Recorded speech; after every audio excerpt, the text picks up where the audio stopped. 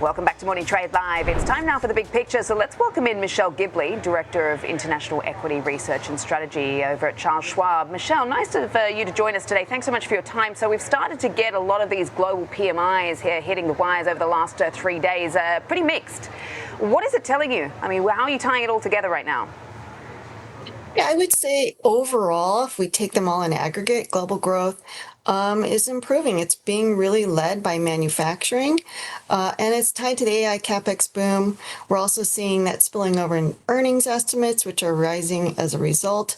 I would say, though, we're seeing, like you mentioned, overnight, some potential broadening into more companies, but technology is still the main beneficiary. HPE overnight, we've seen recently in the last month, Intel, Cisco, Dell, but these are all tech companies, and tech is nearly half of expected earnings growth for the U.S. this year, and over 60% of expected emerging market earnings growth. So it's really still a very focused and concentrated increase. And it's certainly what's helped the South Korean Kospi with this more than 100% year-to-date gain and leapfrog, what was it, Canada and India in terms of global cap markets here. So you're starting to say that the sustainability of these stock gains are in question. Just walk us through that, because this continues to also be supported by, as you say, strong exports as well. Yeah, South Korea is definitely benefiting from the AI CapEx boom and the gains in adoption of AI through the shortage for memory chips, and that's resulting in rising prices for those chips and higher earnings expectations.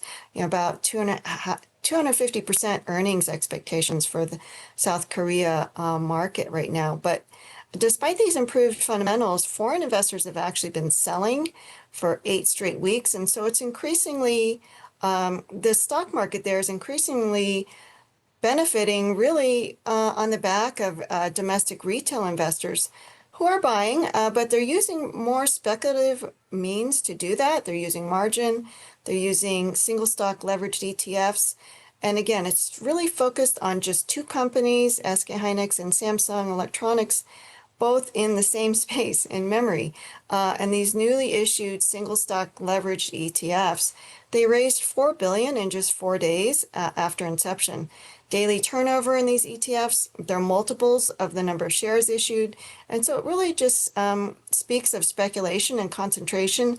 So it means increased risk for market volatility. It may not take much for the stock market there to decline.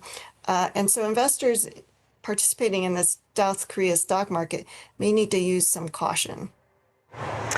It's interesting. We've been talking a lot about Anthropic, which obviously filed confidentially yesterday for its public listing here, and we're waiting for OpenAI as well. But there's been a lot of commentary around the fact that basically China's kind of got a head start in all of this. I mean, just the level of LLM type of companies, AI developers that have IPO'd in places like Hong Kong. I mean, that's just been booming over the last year. And I'm just wondering how you're comparing the two as far as sort of more attractive valuations are concerned, and particularly given all the conversation around the fact that, China, with the DeepSeek episode, for example, is managing to do things at a lot sort of cheaper and more efficient level right now than, say, their U.S. counterparts.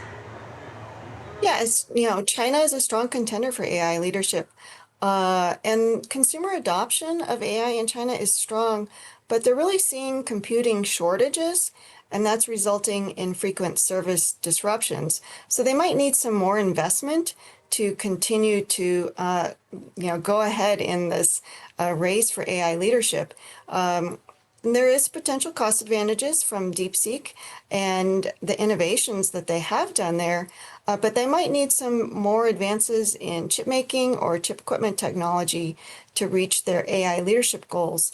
Now, the strong consumer demand for AI has actually resulted in some pricing power for some of the companies, and that's something we don't see often. And so that's actually good news. It could provide that capital to invest for innovation, and it could eventually result in earnings estimates improving. Right now, earnings estimates in China unlike many other markets around the world, earnings estimates there have been declining so far this year. So we really kind of need the pricing power for companies to improve. And we've seen that Chinese tech has struggled a lot more this year than, say, last year. I was having a really interesting conversation with your colleague over in the UK yesterday, Richard Flynn, who was sort of talking about where Europe stands as far as, the tech narrative is concerned, because there's a feeling that the US and China maybe are ahead, particularly Asia with the South Koreans, etc. He said the biggest IPO in London last year, which was a huge surprise to me, was a tuna cannery. And I'm just wondering, with obviously that SoftBank investment now in France, and obviously the biggest that it's made, what that does for validation for European tech right now. I mean, obviously we saw a nice semiconductor rally last night off the back of STM. We're going to be talking about that in a little bit. But how are you thinking about the European tech story versus the rest of the world right now? Yet Europe is lagging in terms of tech innovation, and they just don't have as many companies. There are some, certainly. The French company, as you mentioned, ASML, certainly in terms of chip manufacturing, but there just aren't enough of them, and they aren't big enough to really, pull up the overall economy and stock market higher. So they are lagging in that space. I think we're more focused on areas in Asia that have more companies that are participating and have a bigger advantage, as well as companies in the US that are really on the forefront of innovation. Yeah, and that's what Masayoshi Son said. He said, it's really an opportunity for Europe to kind of play catch-ups with the US and China. Michelle, really appreciate it, as always. Thanks so much for jumping on with us today. Michelle Gibley, their Director of International Equity Research and Strategy, Schwab Center for Financial Research.